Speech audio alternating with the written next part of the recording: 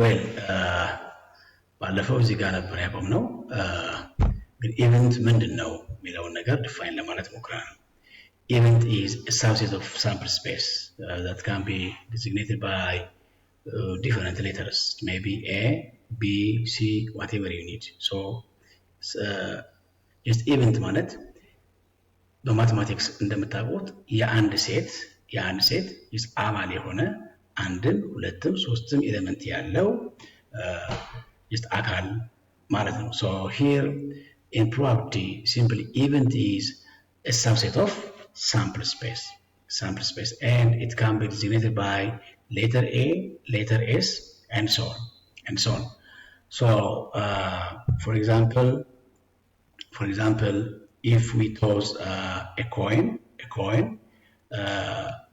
once you may have two possible outcomes, which are head and tail.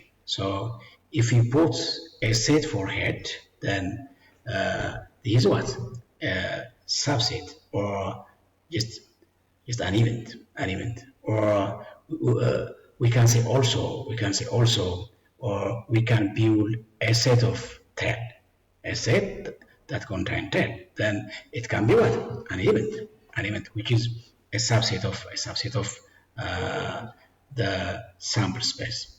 So if you have just n number of possible outcomes in a sample space, then you might have to the power of n times subsets, including the main sample space. Or if you minus the main subset, then we can have to the power of n minus 1 number of sample space, or to the power of n minus 1 sets, which is called now event. For example, if it was a coin once, you may have sample space as head and tail that contains head and tail. So just A might be S is equal to a set of head, or A is equal to set of what? Tail. You don't understand. Or another example, if you roll a die once, the main sample space is S is equal to 1, 2, 3, 4, 5, 6. Then A ያለው subset ወይም just event ምን ሊሆን ይችላል ማለት ነው? A is equal to set of 1 ሊሆን ይችላል። A is equal to set of 1, 2 ሊሆን ይችላል። A is equal to set of 2, 4, 6 ሊሆን ይችላል። Or A is equal to set of what? 1, 2, 4 ሊሆን ይችላል. Whatever it is. So these are said to be an event ማለት ነው. An event. So having this, we have to know what mutually, simply what we mean by equally likely events. Two events are said to be equally likely events if they have the same occurrence probability. ሁለት ኢቨንቶች ኢኳሊ ላይክሊ ኢቨንት የሚባሉት ሁለቱም ተመሳሳይ የኦከራንስ ፕሮባቢሊቲ ካላቸው። ለምሳሌ ቶዚንግ ኮይን እንደ ምሳሌ መውሰድ እንችላለን። if you toss a coin, the probability of getting head or tail is the same, which is 0.05. Or if you roll a die, maybe will be 1, 2, 3, 4, 5, and 6. So here the probability of getting head, getting 1 or 2 or 3 or 4 is what? Similar. So the probability of getting all elements of a subset, the sample space is similar, which is 1 over 6. Hence, we can say that these events are said to be equally likely events. The other thing that we have to know is just an elementary event. Just an elementary event is a single element. Just elementary event የሚባለው single event ያለው ነው። ለምሳሌ እዚህ ጋር ብናይ A may be head, set of head. So what's this? Single event. Or elementary event ማለት ነው or maybe tail so they said to be what an elementary event ማለት ነው elementary event.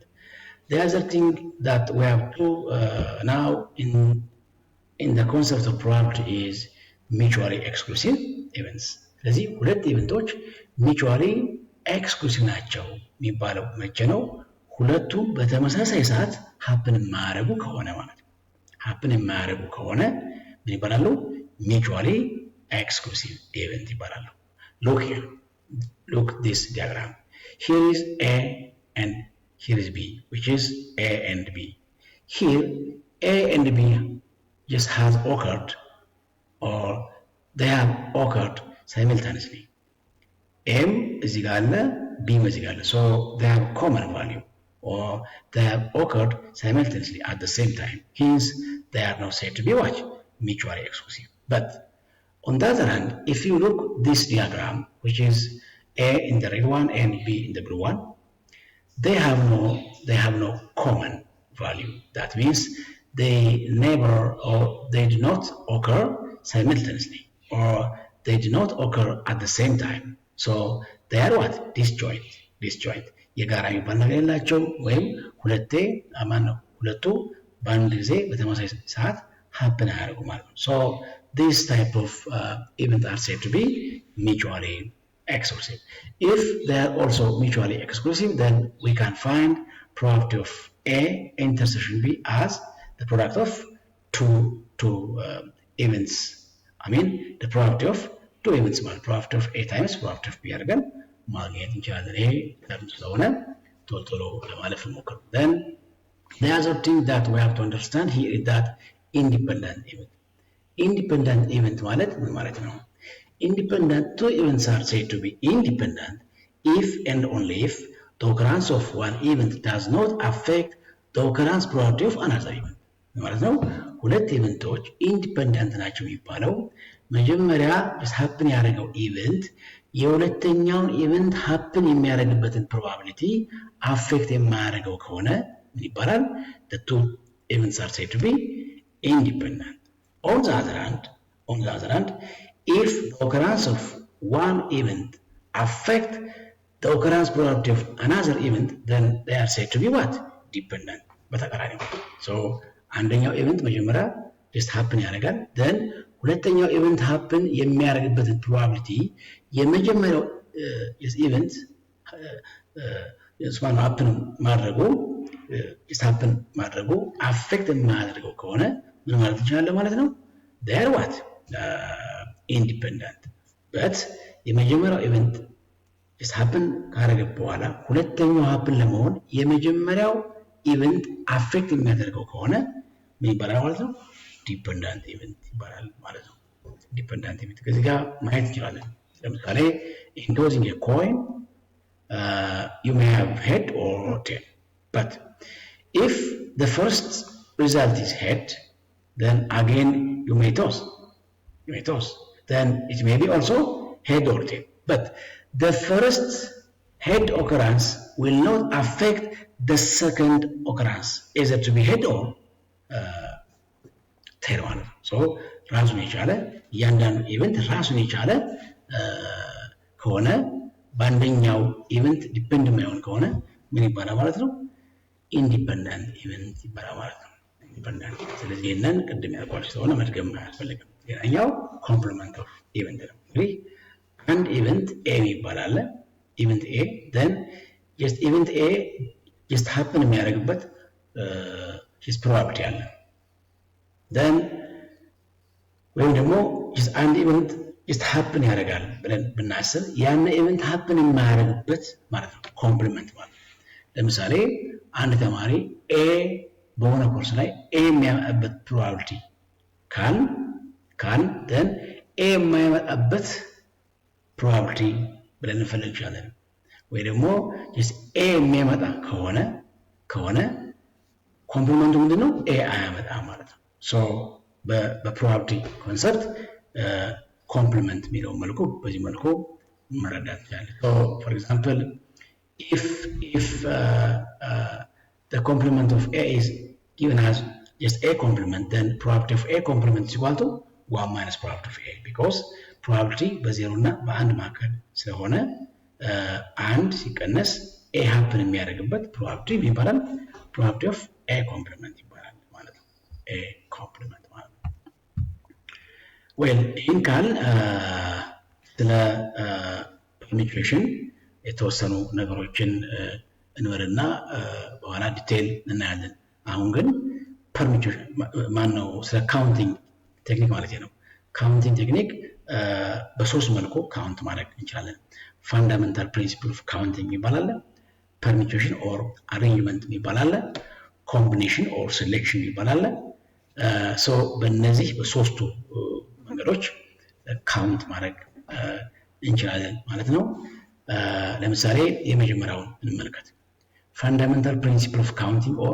rule of multiplication ይሄ ምንድነው የሚያገለግለን የሆነ ኦፕሬሽን አለን እንበል ስለዚህ ይሄ ኦፕሬሽን በተለያየ መልኩ ሊከናወን ይችላል ለምሳሌ አንድ ሜካኒዝም ይኖራል ሌላ ሜካኒዝም ይኖራል ስለዚህ አጠቃላይ ያነ ሜካኒዝም ማነው ያነ ኦፕሬሽን እነዚህን 3-4 የሆኑ ሜካኒዝሞች ተጠቅመን ብንፈጽመው በስንት መልኩ ሊፈጸም ይችላል ብለን እንደ ማስራት ማለት ነው ለምሳሌ አንድ ኦፕሬሽን በሁለት ሜካኒዝም የሚፈጸም ከሆነ በመጀመሪያው ny ታይምስ ሁለተኛው n2 ታይምስ ቢሆን አጠቃላይ ያ ነገር ያ ኦፕሬሽን የሚፈጸመው በስንት ሆነ ማለት ነው n1 ታይምስ n2 ብለን መግለጽ እንችላለን ማለት ነው ለምሳሌ ማርኬቲንግ ቲም is designing promotional gift baskets they have 3 types of chocolate 4 types of wine and 2 types of what getting cards so